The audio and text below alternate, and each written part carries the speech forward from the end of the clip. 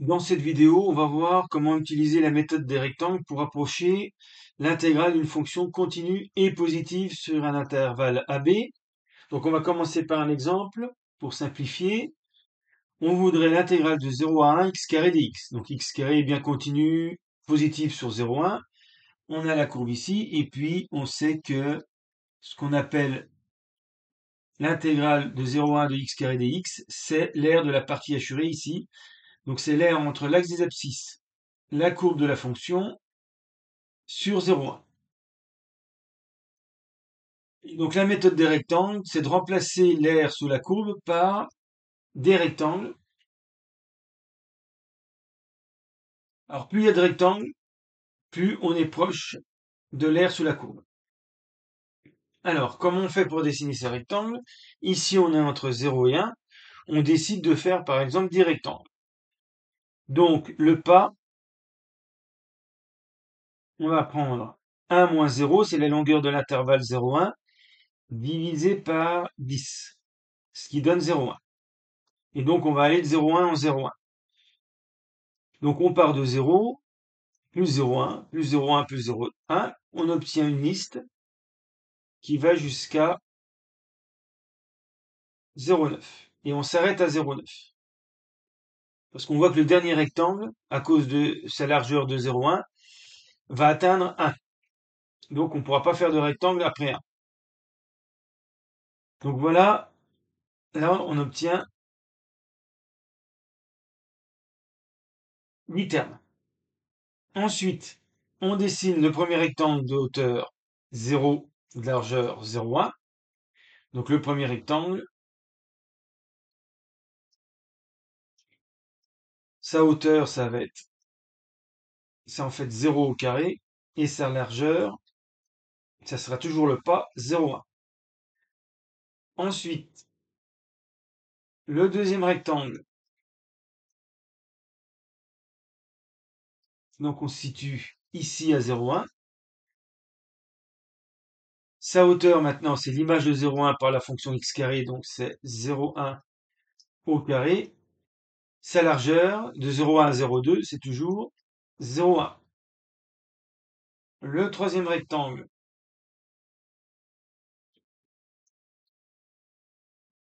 on est à 0,2. Donc sa hauteur, c'est 0,2 au carré. Sa largeur, c'est toujours pour passer de 0,2 à 0,3, 0,1. On va arriver, donc il y a un décalage, attention, de 1. On arrive au dixième rectangle. Donc là, on est à 0,9. 1, 2, alors 0 c'était le premier. 1, 2, 3, 4, 5, 6, 7, 8, 9, 10. Donc 0,9 c'est bien une dixième. 0,9 au carré pour la hauteur. Et là-bas, c'est toujours 0,1.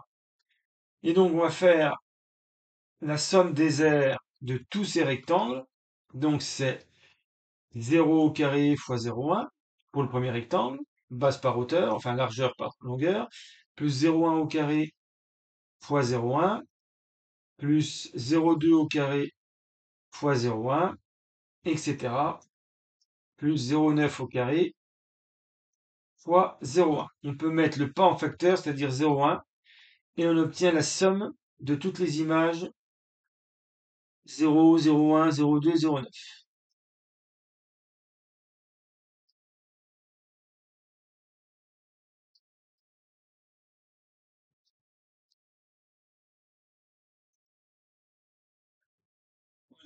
Et on trouve environ 0,29.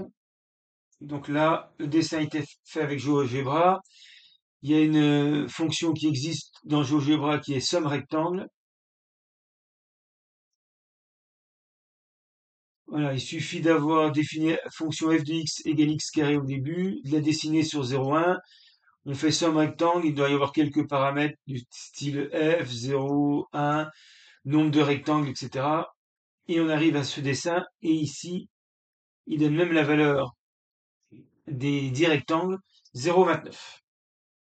Donc, on peut déjà avoir une première idée de l'intégrale de 0 à 1 de x carré dx. C'est 0,29, puisque l'air, c'est en unité d'air. Voilà, donc là, si je représente l'unité d'air, on avait un ici, donc c'est ça, c'est ce rectangle-là. C'est un carré si le repère est orthonormé. Et donc, on voyait graphiquement que l'air sous la courbe de x carré est déjà en dessous de 0,5, puisque 0,5, ça serait en prenant la diagonale. Bon, bien sûr, plus il y a de rectangles,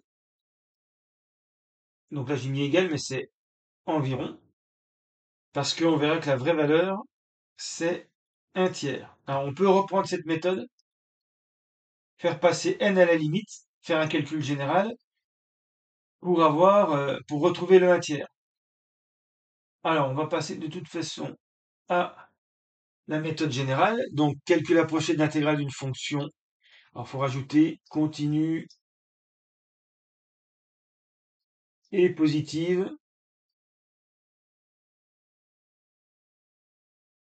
sur AB, même si la formule obtenue permettrait de le faire pour une fonction continue quelconque.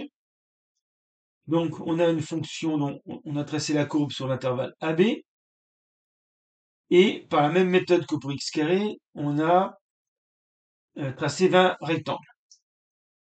Donc, le pas, cette fois-ci, ça sera B moins A sur N, pour avoir N subdivisions. Donc, A, généralement, c'est x0, B, c'est xn. Donc, il y a N segments, mais il y a N plus 1 point. Celui qui suit A, c'est x1, ici x2, etc. Et puis celui juste avant B, c'est xn-1. Pour passer de x1 à x2, on n'ajoute pas, etc. Donc, on a x0 égale a. Donc, si on veut, c'est a plus 0 fois pas. x1, c'est x0 plus a, donc c'est a plus 1 fois pas. Donc, en fait, on va avoir une suite arithmétique. x2, ça sera a plus 2 fois pas. xn-1, c'est a plus n-1 fois le pas. Et puis xn, alors, juste après, on va vérifier que c'est b avec la formule a plus n fois le pas, a plus n par b moins a sur n. Les n s'éliminent, a plus b moins a, ça fait bien b. Alors ensuite, le premier rectangle a pour hauteur, ici, c'est un point de la courbe, c'est le point, son ordonnée, c'est l'image de A, c'est f de A. Donc, le premier rectangle ici, sa hauteur, c'est f de A. Donc, j'ai calculé directement la somme des aires de tous les rectangles.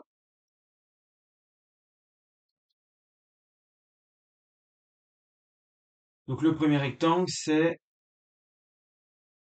f de A, ou f de x0, fois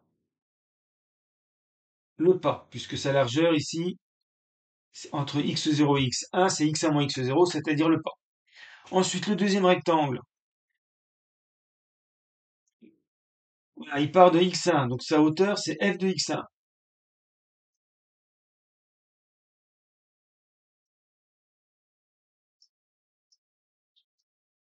Sa base, c'est la même que tous les rectangles ont la même base, donc fois pas, etc. Et on continue jusqu'à xn-1 fois le pas. Alors, on ne va pas jusqu'à b, puisque le dernier rectangle commence ici à pour hauteur la base, l'image de xn-1. Et en traçant la base, on atteint b. Mais b va pas jusqu'à 1, va pas jusqu'à f de b, la hauteur du rectangle. Voilà. Donc, on met en facteur le pas, et puis on a f de a, c'est-à-dire f de x0, plus f de x1, plus f de xn-1. On peut écrire en abrégé par fois somme de i égale 0 jusqu'à n-1, f de, alors x0 je le remplace par a, x1, xi, etc. c'est i fois le pas. Voilà, donc quand i vaut 0, on a bien f de a. Quand i vaut 1, f de a plus 1 fois le pas, c'est bien f de x1. Quand i égale 2, f de a plus 2 fois le pas, c'est bien x2, etc. Et ça va jusqu'à n-1. Donc voilà la formule générale de la somme des aires des rectangles. Alors on va admettre que limite quand n tend vers plus l'infini d à n, donc plus il y a de rectangles, plus on se rapproche de l'intégrale de a à b f de x dx, puisque déjà, ici avec 20 rectangles, on est proche de l'aire sous la courbe, entre la courbe et l'axe des abscisses, sur l'intervalle AB.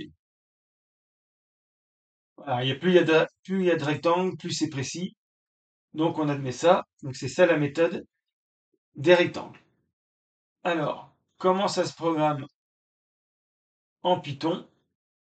Eh bien, on va utiliser les listes, donc on va définir une fonction rectangle.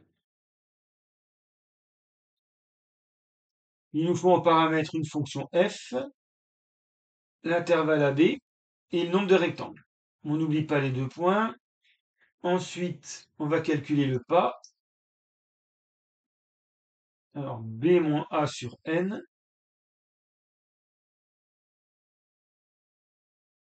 On va créer une liste en compréhension. Donc la liste, ça va être pour avoir f de x0 ou f de a, f de x1, etc. jusqu'à f de xn-1.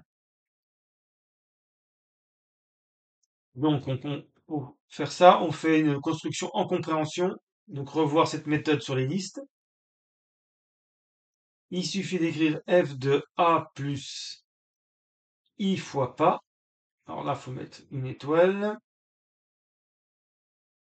Voilà, donc ça va calculer. Donc, il faut faire varier i. On peut faire ça dans la construction de la liste. For i.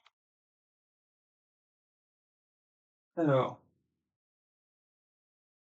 faut faire attention. euh, Normalement, il faut mettre entre i départ et puis i de fin. Et celui-là sera exclu. Si on met rien ici, ça veut dire que ça commence à 0. Donc, on va rien mettre puisque justement i va varier de 0 et on veut que ça varie jusqu'à n-1. Donc, on va mettre n puisque le n est exclu. Donc, i varie bien de 0 à n-1. Et donc, cette formule va construire exactement f de x0, f de x1, f de x-1.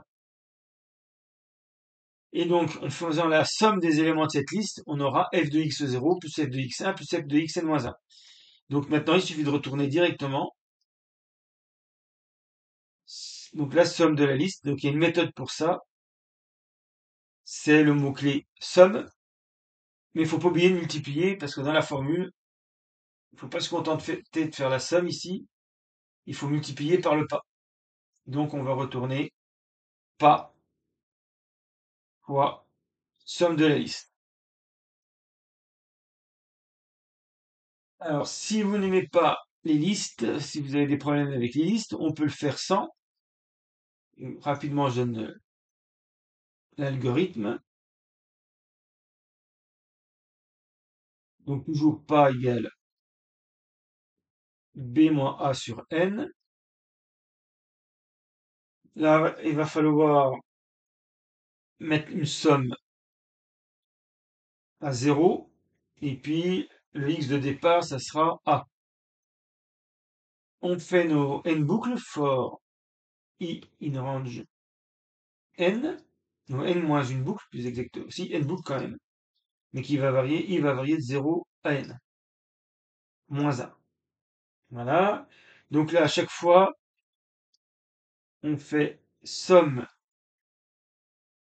nouvelle, si on veut, égale somme précédente, plus f de x. Donc au départ, somme vaut 0, f de x c'est f de a, et donc on aura dans la somme f de a. la boucle suivante, comme i vaudra 1, il faut pas oublier d'augmenter l'x. Donc on va faire x égale x plus pas. Donc maintenant, x vaut x1 après la boucle 0. Donc quand on revient ici, somme égale, l'ancienne somme c'est f de a, plus f de x1. Donc on a fait la somme des deux premiers termes. Ainsi de suite. Et en faisant ça, on fait la somme de tous les termes. Alors que avec les listes, c'est fait directement. Et donc c'est pareil, on retourne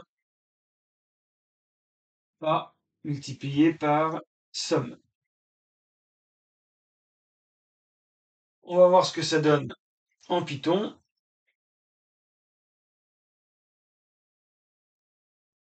Donc voilà le programme écrit en Python sur un éditeur. Donc définition rectangle FABN, le pas, la liste. Alors j'ai écrit deux fois le pas ici. Là ça sert à rien. Voilà. Donc pas égale b moins a sur n. L égale f de i. A plus i fois pas pour i variant de 0 à n moins 1. Et après on retourne directement la liste, pas fois somme de la liste. Ensuite, dans la console, on écrit rectangle, entre parenthèses, lambda, x de point, x carré. C'est pour définir, sans utiliser de nom de fonction, la fonction carré. Et on peut le mettre directement dans les paramètres de la fonction rectangle. Donc ça représente la fonction carré. Ensuite, on fait de 0 à 1, 0,1, j'ai pris 10 000 rectangles. On regarde ce que ça donne. Et on trouve 0,333, 28, etc. On peut augmenter le nombre de rectangles. Je vais mettre 1 million. Et là, 0,333, etc. On a l'impression qu'on se rapproche de 1 tiers. Et on verra en fait que on est très proche de 1 tiers. Alors, on peut éventuellement utiliser cette méthode pour avoir une valeur approchée de pi.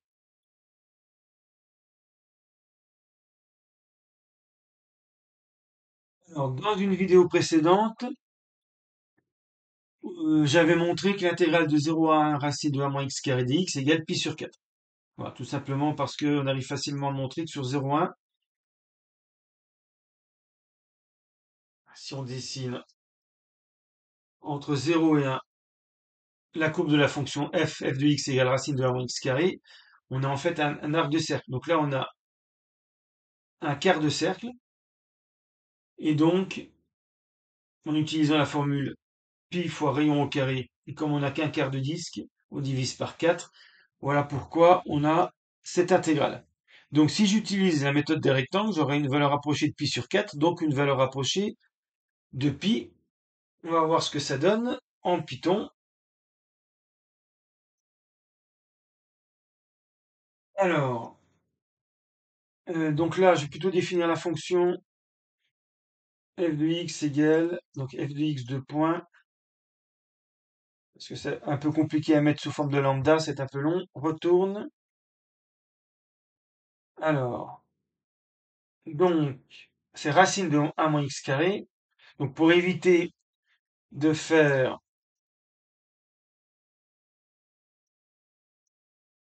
ça c'est 1 moins x carré, pour éviter de faire SQRT, il faudrait apporter le module math.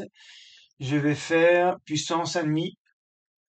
Donc puissance, voilà. Et je vais intégrer entre 0 et 1. Donc, j'enregistre. Ici, donc, je vais remplacer lambda par la fonction f créée. C'est le même nom que dans le rectangle, c'est pas grave. Et je vais multiplier par 4, parce que si je fais que rectangle, alors je vais le faire. Voilà, j'ai que pi sur 4 en fait, une valeur approchée de pi sur 4. Donc pour que ce soit plus parlant, je vais multiplier par 4. Et bien sûr, je trouve quelque chose de très proche de pi, 3, 14, 159, etc. Donc par cette méthode, j'ai bien obtenu une valeur approchée de pi. Alors pour terminer, on va voir comment montrer que l'intégrale de 0 à 1 x carré dx vaut un tiers par la méthode des rectangles. Alors ce qu'on a fait tout à l'heure pour x carré avec 10 rectangles, on va le faire dans le cas général avec n rectangles. Donc, au lieu d'avoir une largeur de 0,1 pour chaque rectangle, 1 moins 0 sur 10, on va avoir une largeur de... Donc le pas, ça sera 1 sur n. Donc ici, 0,1 sera remplacé par 1 sur n. Et donc, au lieu d'avoir ici 0 au carré, 0,1 au carré, 0,2 au carré, etc., on aura donc toujours 0 au carré. Le deuxième terme, ça sera pas 0,1, ça sera 1 sur n. Donc on aura, à la place d'avoir 0,1 au carré, 1 sur n au carré. Ensuite, on rajoute 1 sur n. Le deuxième, à la place de 0,2, on aura 2 sur n au carré.